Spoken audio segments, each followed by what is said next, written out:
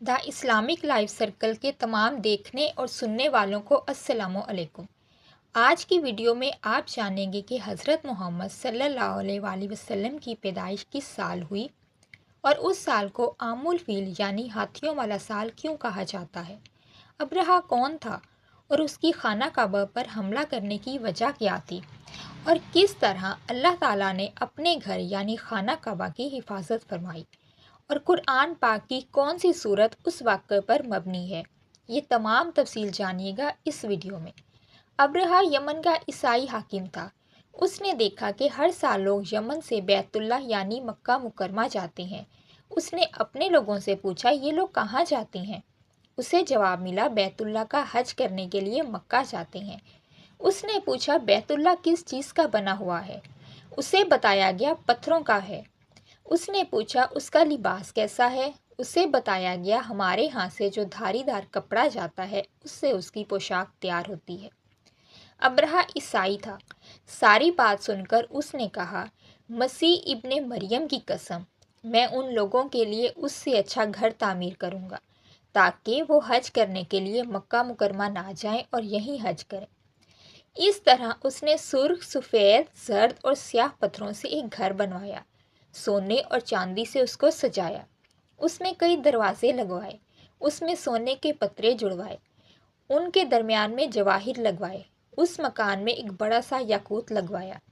पर्दे लगवाए। वहाँ खुशबुएं सुलगाने का इंतज़ाम किया। फिर लोगों से कहा, अब तुम्हें बैतुल्लाह का हज करने के लिए मक्का जाने की ज़रूरत नहीं रही। मैंने यहीं तुम्हारे लिए आलीशान और ख़ूबसूरत बैतुल्लाह बनवा दिया है, लिहाजा अब तुम इसका तवाफ़ करो। इस तरह कुछ कबाइल कई साल तक उसका हज करते रहे, उसमें इत्तकाफ़ करते रहे, हज वाले मनासिक भी यहीं अदा करते रहे। अरब के एक शख्स नफील खशमी से ये बात बर्दाश्त ना हो सकी। वो उस मसनूई खाना काबा के खिलाफ दिल ही दिल में कुढ़ता रहा। आखिर उसने दिल में ठान ली कि वो अब्रहा की इस इमारत को गंदा कर देगा। फिर एक रात उसने चोरी छुपे बहुत सी गंदगी उसमें डाल दी और उसे गंदा कर दिया। अब्रहा को मालूम हुआ तो सख्त गज़बनाक होकर कहने लगा, ये कार्रवाई किसी अरब ने अपने काबा के लिए की है। मैं उसे ढा दूंगा, उसका एक एक पत्थर तोड़ दूंगा। उसने शामो हबशा को यह तफसीलात लिख दी। उनसे दरख्वास्त की कि वो अपना हाथी भेज दें। उन्होंने अपना हाथी भेज दिया। वो हाथी इस कदर बड़ा था कि इतना बड़ा हाथी रुए ज़मीन पर देखने में नहीं आया था। जब हाथी उसके पास पहुंच गया तो वो अपनी फ़ौज लेकर निकला और मक्का का रुख किया। ये लश्कर जब मक्का के कुर्बो जवार में पहुंचा तो अब्रहा ने फ़ौज को हुक्म दिया कि उन लोगों के जानवर लूट लिए जाएं। उसके हुक्म पर फौजियों ने जानवर पकड़ लिए। उनमें हज़रत अब्दुल मुत्तलिब के ऊँट भी थे। हज़रत अब्दुल मुत्तलिब हमारे नबी हज़रत मोहम्मद सल्लल्लाहु अलैहि वसल्लम के दादा थे। नफ़ील खशमी भी इस लश्कर में अब्रहा के साथ मौजूद था और ये हज़रत अब्दुल मुत्तलिब का दोस्त और पैरोकार था और उनकी बहुत इज्जत करता था। हज़रत अब्दुल मुत्तलिब उससे मिले, ऊँटों के सिलसिले में बात की। नफ़ील ने अब्रहा से कहा, कुरैश का सरदार अब्दुल मुत्तलिब आपसे मिलना चाहता है। ये शख्स तमाम अरब का सरदार है। शर्फ और बुजुर्गी उसे हासिल है। लोगों में उसका बहुत बड़ा असर है। लोगों को अतियात देता है, खाना खिलाता है। ये गोया हज़रत अब्दुल मुत्तलिब का तारुफ था। अब्रहा ने उन्हें मुलाकात के लिए बुला लिया। हज़रत अब्दुल मुत्तलिब के चेहरे का जलाल और नूर देखकर वो घबरा गया। फिर बड़े एहतराम से अब्रहा ने उनसे पूछा, बताइए आप क्या चाहते हैं। उन्होंने जवाब दिया, मैं चाहता हूँ मुझे मेरे ऊँट वापस मिल जाए। उनकी बात सुनकर अब्रहा बहुत हैरान हुआ। उसने कहा, मुझे तो बताया गया था कि आप अरब के सरदार हैं, बहुत इज्जत और बुजुर्गी वाले हैं, लेकिन लगता है मुझसे गलत बयानी की गई है, क्योंकि मेरा ख्याल था आप मुझसे बैतुल्लाह के बारे में बात करेंगे, जिसको मैं गिराने आया हूँ और जिसके साथ आप सबकी इज्जत वाबस्ता है। लेकिन आपने तो सिरे से उसकी बात ही नहीं की और अपने ऊँटों का रोना लेकर बैठ गए। ये क्या बात हुई। उसकी बात सुनकर हज़रत अब्दुल मुत्तलिब बोले, आप मेरे ऊँट मुझे वापस दे दें, बैतुल्लाह के साथ जो चाहें करें, उसलिए कि उस घर का एक परवरदिगार है, वो खुद ही उसकी हिफाजत करेगा। मुझे उसके लिए फ़िक्रमंद होने की ज़रूरत नहीं। उनकी बात सुनकर अब्रहा ने हुक्म दिया, ان کے اونٹ واپس دے دیے جائیں۔ جب انہیں ان کے اونٹ واپس مل گئے تو انہوں نے ان کے پاؤں پر چمڑے چڑھا دیے، ان پر نشان لگا دیے، انہیں قربانی کے لیے وقف کر کے حرم میں چھوڑ دیا اور کعبے کی دروازے کی زنجیر پکڑ کر ابرہہ اور اس کے لشکر کے خلاف فتح کی دعا مانگی۔ ان کی دعا کے الفاظ یہ تھے: اے اللہ، یہ بندہ اپنے قافلے اور اپنی جماعت کی حفاظت کر رہا ہے، تو اپنے گھر یعنی بیت اللہ کی حفاظت فرما، ان کو ناکام و نامراد کر دے اور اس عزت والے گھر کی حفاظت فرما، ہم اس کا مقابلہ نہیں کر سکتے۔ ابرہہ کا لشکر فتح نہ حاصل کر سکے، ان کی طاقت تیری طاقت کے آگے کچھ بھی نہیں، آج صلیب کامیاب نہ ہو۔ صلیب کا لفظ اس لیے بولا کہ یہ ابرہہ عیسائی تھا اور صلیب کو عیسائی اپنے نشان کے طور پر ساتھ لے کر چلتے ہیں۔ اب انہوں نے اپنی قوم کو ساتھ لیا اور ہیرا پہاڑ پر چڑھ گئے، کیونکہ ان کا خیال تھا کہ وہ ابرہہ کا مقابلہ نہیں کر سکیں گے۔ ادھر سے ابرہہ اپنا لشکر لے کر آگے بڑھا، وہ خود ہاتھی پر سوار لشکر کے درمیان موجود تھا۔ جب وہ مکہ کی سرزمین پر پہنچے تو اس کے ہاتھی نے آگے بڑھنے سے انکار کر دیا، وہ زمین پر بیٹھ گیا۔ ہاتھی بہنوں نے اسے اٹھانے کی بہت کوشش کی لیکن وہ نہ اٹھا۔ انہوں نے اس کے سر پر ضربیں لگائیں، آنکس چبھوئے، مگر وہ کھڑا نہ ہوا۔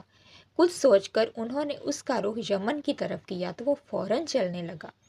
اس کا رخ پھر مکہ کی طرف کیا تو وہ پھر رک گیا۔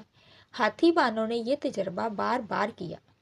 آخر ابرہہ نے حکم دیا کہ ہاتھی کو شراب پلائی جائے تاکہ اسے کچھ ہوش نہ رہے اور ہم اسے مکہ کی طرف آگے بڑھائیں، لیکن شراب کا بھی اس پر کچھ اثر نہ ہوا۔ ابرہہ کے ہاتھی کو اٹھانے کی مسلسل کوشش جاری تھی کہ اچانک سمندر کی طرف سے ان کی طرف اللہ تعالیٰ نے ابابیل کا ہول بھیجا۔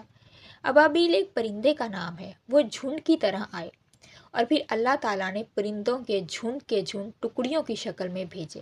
یہ پرندے چڑیا سے قدرے بڑے تھے، ان میں سے ہر پرندے کی چونچ میں پتھر کے 3 ٹکڑے تھے۔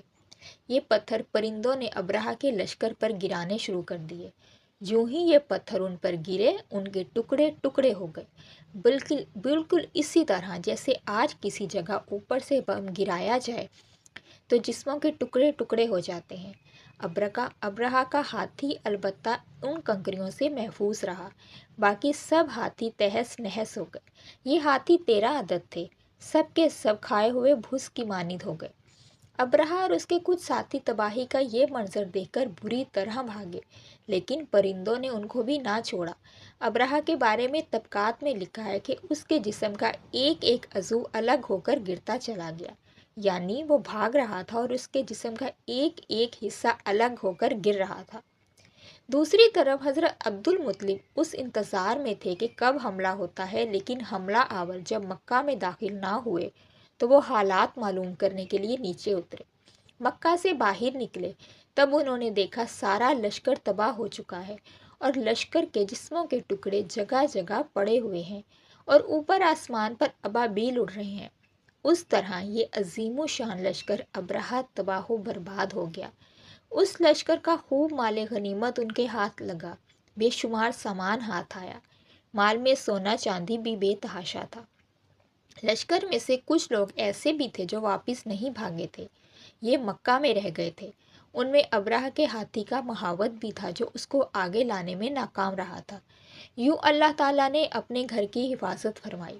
اس واقعے کا ذکر قرآن پاک کی سورہ فیل میں ہے، بلکہ پوری سورت ہی اسی واقعے پر مبنی ہے، جس کا ترجمہ کچھ یوں ہے: کیا تو نے نہ دیکھا کیسا کیا تیرے رب نے ہاتھی والوں کے ساتھ؟ کیا نہیں کر دیا ان کا داؤ غلط اور بھیجے ان پر اٹھتے جانور، ٹکڑیاں ٹکڑیاں، پھینکتے تھے ان پر پتھر کی کنکریاں، پھر کر ڈالا ان کو جیسے کھایا ہوا بھس۔